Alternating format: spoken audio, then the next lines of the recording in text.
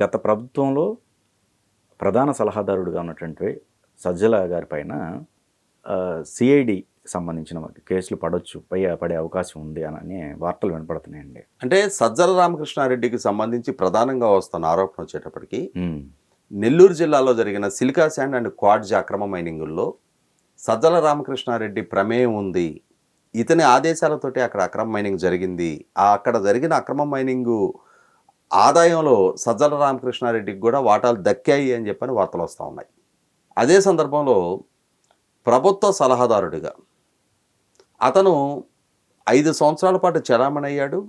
Right to information act ద్వారా ప్రభుత్వం ఇచ్చిన సమాచారం ప్రకారమే జగన్మోహన్ రెడ్డి గారి ప్రభుత్వ హయాంలో సలహాదారుల కోసం 680 కోట్ల రూపాయలు ఖర్చు అయినట్టుగా, అందులో ఒక్క సజ్జల రామకృష్ణారెడ్డి కోసం 160 కోట్ల రూపాయలు ఖర్చు జరిగినట్టుగా మనకి ఆర్టీఏ ద్వారా జగన్మోహన్ రెడ్డి గారి పాలన హయాంలోనే తేడతనమైంది. 160 కోట్ల రూపాయలు ఖర్చు పెట్టి సజ్జల రామకృష్ణారెడ్డి ప్రభుత్వానికి ఇచ్చిన సలహాలు ఏంటి, ఏ సలహాలు ప్రభుత్వం ఆమోదించింది, పరిగణలోకి తీసుకుంది, అమల్లోకి తీసుకొచ్చింది? మరి 160 కోట్ల రూపాయలు ఒక్క వ్యక్తి కోసం ఖర్చు జరిగింది అని అంటే చాలా విలువైన, చాలా అమూల్యమైన సలహాలు అతని నుంచి ప్రభుత్వానికి అందుండాలి. అవి ఏంటి, ఏ ఏ అంశాల్లో ఏ ఏ సలహాలు ఇతను ఇవ్వటం జరిగింది, వాటి వల్ల ఆంధ్రప్రదేశ్ రాష్ట్రానికి వనుగూరిన ప్రయోజనాలు ఏంటి? ఇది తప్పనిసరిగా నిర్ధారణ జరగాల్సిన అంశం. ఎందుకంటే అతని మీద జరిగిన ఏ రూపాయి ఖర్చు జరిగినది ప్రజాధనం, ప్రజలు కట్టిన పన్నుల నుంచి ఖర్చు జరిగింది. అతనేమి ప్రభుత్వ ఉద్యోగి కాదు, ప్రజల చేత ఎన్నిక కాబడిన ప్రజాప్రతినిధి కాదు.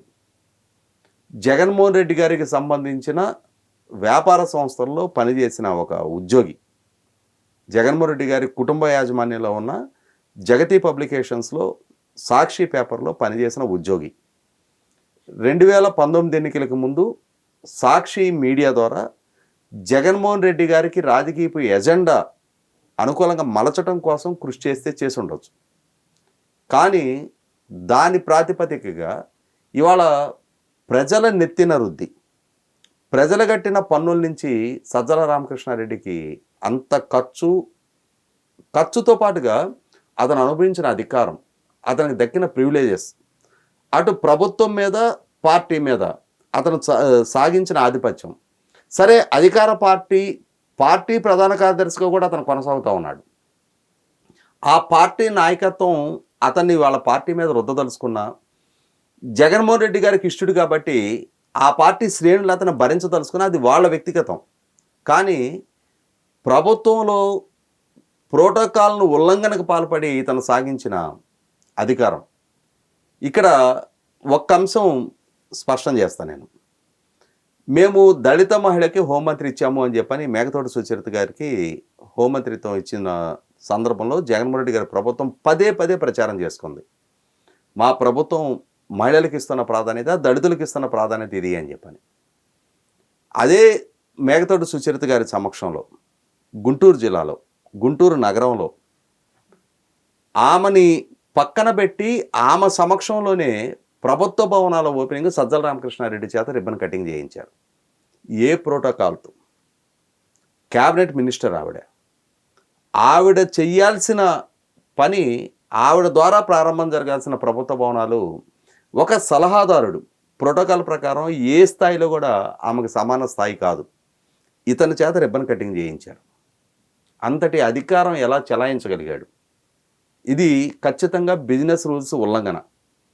అంటే అక్కడ ఆ విధమైన కార్యక్రమ నిర్వహణకి అధికారులు పూనుకున్న, అక్కడ స్థానిక నాయకులు జగన్మోహన్ రెడ్డికి అత్యంత ఇష్టడైన వ్యక్తి కాబట్టి ఇతను జగన్మోహన్ రెడ్డి గారి కళలో ఆనందం చూడటం కోసం ఇతన్ని ఆ స్థాయిలో వాడు ప్రోత్సహించే ప్రయత్నం చేసిన అధికారులు దాన్ని సమర్థించకూడదు, ఆ పని కొనసాగించడానికి వీల్లేదు.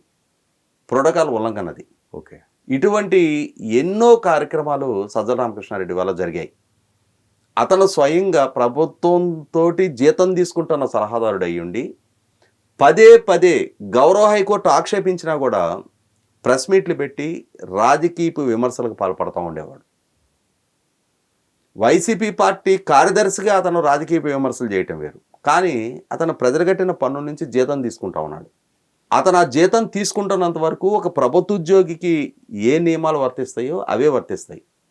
కానీ దాన్ని అతిక్రమించేసి తన ఇష్టారీతిన ఏ స్థాయి రాజకీయ విమర్శలు చేశాడు అని అంటే, చంద్రబాబు నాయుడు గారి అరెస్టు జరిగిన రోజున నారా లోకేష్ తన తండ్రిని కలవటం కోసం భీమవరం పాదయాత్ర నుంచి తాను అక్కడికి వెళ్ళటానికి ప్రయత్నం చేస్తే పోలీసులు అడ్డుకుంటే, అక్కడ పోలీసులకి నారా లోకేష్కి మధ్య ఒక సంవాదం జరిగితే దీన్ని ప్రస్తావిస్తూ సజ్జల రామకృష్ణారెడ్డి ప్రెస్ మీట్ పెట్టి, మాకున్న బలం బలగానికి తండ్రి కొడుకుల్ని భూస్థాపితం చేస్తాం అని చెప్పని ఒక స్టేట్మెంట్ ఇవ్వడం జరిగింది.